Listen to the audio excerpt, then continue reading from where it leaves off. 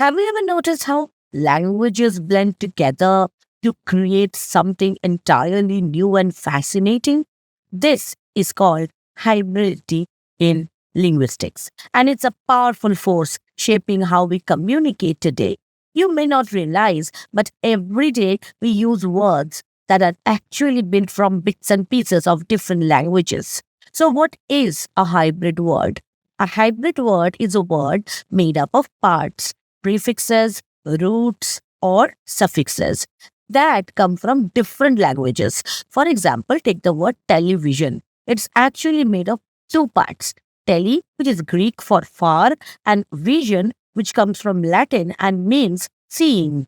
Another great example is automobile. The word auto comes from Greek and means self, while mobile comes from the Latin word mobilis, meaning movable. Similarly, the word aquaphobia is a blend of Latin aqua, meaning water, and Greek phobia, meaning fear.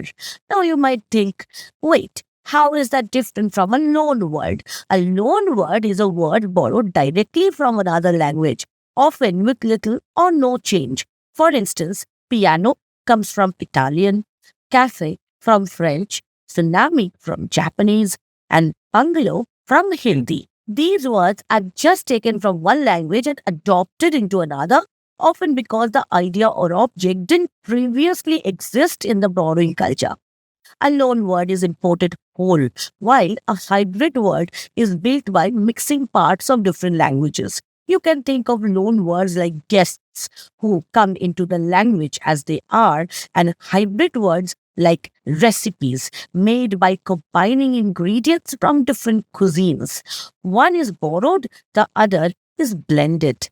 Sometimes the mixing even includes English. Take minibus.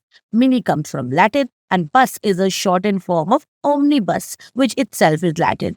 English is known for being a borrowing language, but it doesn't just take, it also builds.